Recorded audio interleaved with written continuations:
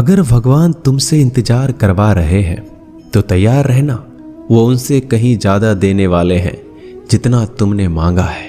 जिस तरह लोग मुर्दे इंसान को कंधा देना पुण्य समझते हैं, काश इस तरह जिंदा इंसान को सहारा देना पुण्य समझने लगे तो जिंदगी आसान हो जाएगी। मत सोच इतना जिंदगी के बारे में, जिसने जिंदगी दी है उसने भी तो कुछ सोचा होगा।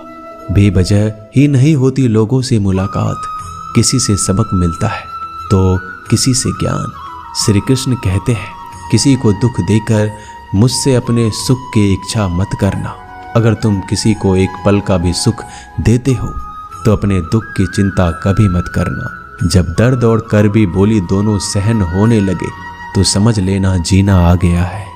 कौन क्या कर रहा है, कैसे कर रहा है, क्यों कर रहा है, इन सब से आप जितना दूर रहेंगे उतना ही खुश रहेंगे। हंसते रहो तो दुनिया साथ है, वरना आंसुओं को तो आंखों में भी जगह नहीं मिलती। जीवन में जो होता है वह किसी वजह से होता है, या तो वह आपको कुछ बनाकर जाता है या फिर कुछ सिखाकर। कटना, पिसना और अंतिम समय तक निचोड़े जाना गन्ने से बेहतर कौन जानता है कि मीठा होने का नुकसान कितना होता है। जब कोई दिल दुखाए तो सबसे बेहतर है कि हम चुप हो जाएं, क्योंकि जिन्हें हम जवाब नहीं देते उन्हें फिर वक्त जवाब देता है।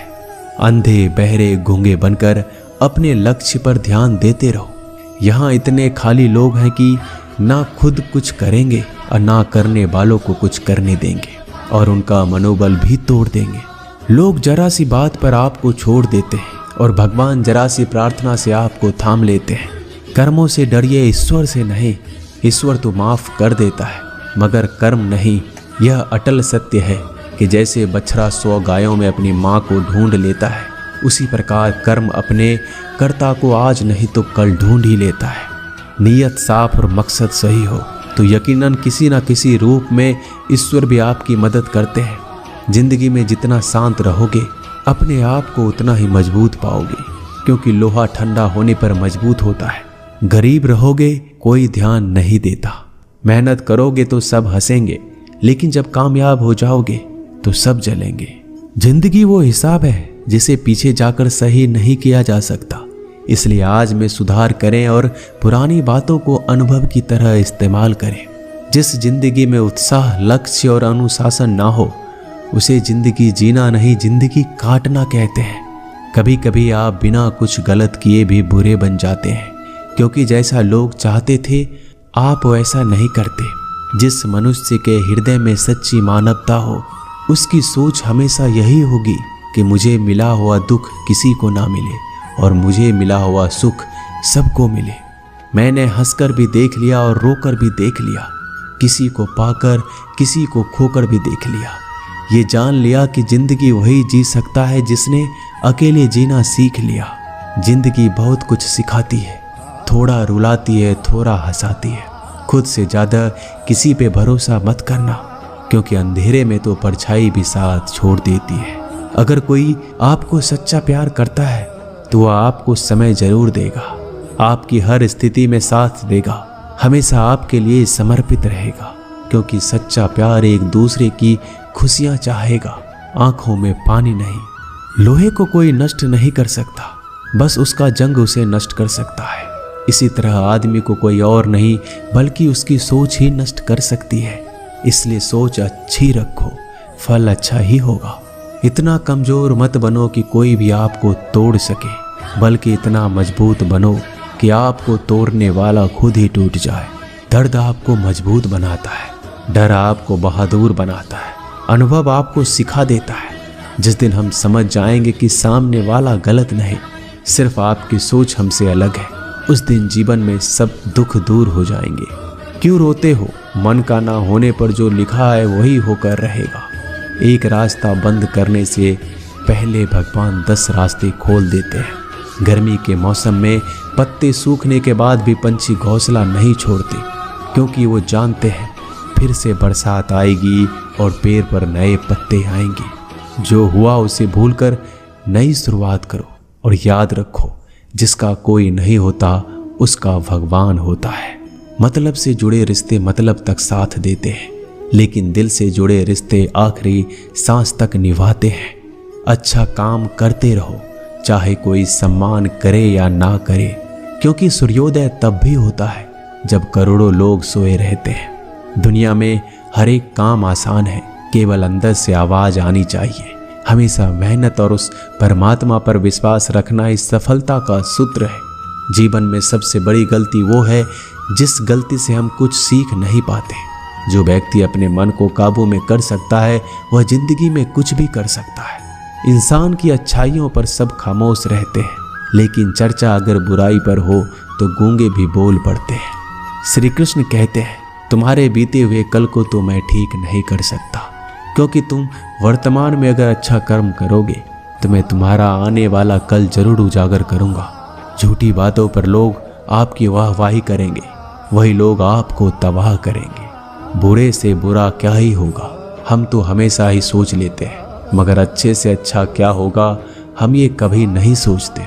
जो ईश्वर रात को पेड़ पर बैठे पक्षियों को कभी गिरने नहीं देता, तो सोचो वह तुम्हें अकेला और बेसहारा कैसे छोड़ सकता है। आज के ज़माने में कोई अपना नहीं होता, सिर्फ लोग तब तक साथ देते हैं जब तक उनका स्वार्थ होता है। अगर कोई अकेला है तो इसका मतलब ये नहीं कि उसे कोई पसंद नहीं करता, बल्कि वह अकेला इसलिए है क्योंकि उसने दुनिया की औकात जान ली है। एक बार राजा और उसका मंत्री तलवार को साफ कर रहे होते हैं। तलवार को साफ करते समय अचानक राजा के पैर पर तलवार गिर जाती है और राजा के पैर की उंगलियां कट जाती है। उस राजा को उंगली कटने के कारण बहुत ही तकलीफ हो रही थी, बहुत ही दर्द हो रहा था।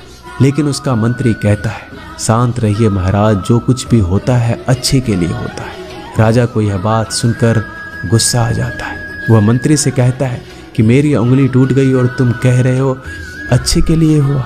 वह मंत्री राजा को समझाने की कोशिश करता है, पर वो नहीं मानता और बिना सुने गुस्से के कारण मंत्री को काल कोठरी में बंद करने का आदेश दे देता है। पर मंत्री को इस बात का कोई दुख नहीं था, क्योंकि उसका अभी भी यही कहना था कि जो होता है अच्छे के लिए होता है।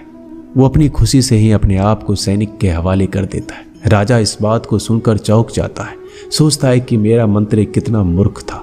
उसे लग रहा था कि मैंने उसे अच्छाई के लिए कैद कर दिया। इस घटना के 3 महीने बीत जाते हैं। एक दिन राजा अपने सैनिकों को लेकर शिकार करने के लिए जंगल में जाता है। राजा को एक हिरन दिखता है। हिरन का पीछा करते करते राजा घने जंगलों में चला जाता है। वह हिरन को पकड़ नहीं पाता और जंगलों में खो जाता है। वो बाहर आने के लिए रास्ता ढूंढता है, लेकिन रास्ता उसे नहीं मिलता। तभी कुछ आदिवासी लोग उसे घेर लेते हैं।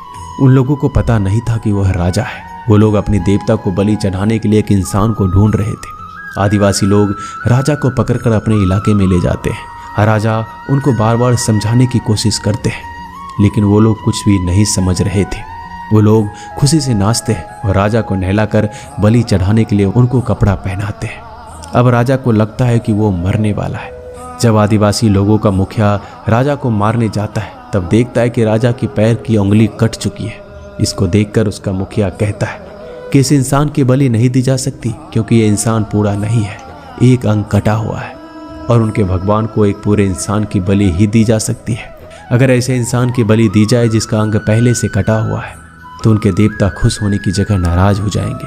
फिर वो लोग राजा को छोड़ देते हैं। राजा खुशी खुशी अपने महल चला जाता है और सोचता है, अगर मेरी उंगली उस दिन ना कटी होती तो आज मेरी मौत हो जाती। इसका मतलब मंत्री सही कह रहा था, जो कुछ होता है अच्छे के लिए होता है। फिर राजा अपने सैनिकों को आदेश देता है कि जल्दी से जाकर मंत्री को रिहा किया जाए। फिर राजा मंत्री को अपना पद वापस देते हैं और पूछते हैं, मंत्री, उस दिन मेरी उंगली कट गई, मेरे लिए अच्छा हुआ, मैं मान गया, लेकिन तुम जेल में हो, इससे तुम्हारा क्या अच्छा हुआ। मंत्री खुशी खुशी राजा से कहता है, महाराज, आप शिकार के लिए जाते तो आपके साथ मुझे भी आना पड़ता, और अगर मैं आपके साथ जाता तो वो लोग मुझे मार देते। मंत्री की बात सुनकर राजा को समझ आता है कि जो भी हमारे जीवन में होता है वो अच्छे के लिए होता है। अगर हम अपने जीवन में देखें तो हमारे जीवन में भी कुछ मुश्किलें आती हैं, हम उनका सामना नहीं करते, हम उनको ही दोष देते हैं। ये मुश्किलें हमें आगे बढ़ाने और मजबूत कराने के लिए ही आती हैं। हमें हर मुश्किलों को सकारात्मक तरीके से देखना चाहिए, क्योंकि हर चीज़ कुछ ना कुछ सिखाकर ही जाती है। हर व्यक्ति के जीवन में सुख और दुख का आना जाना बना रहता है। दोस्तों, आशा करते हैं कि ये वीडियो आपको पसंद आए।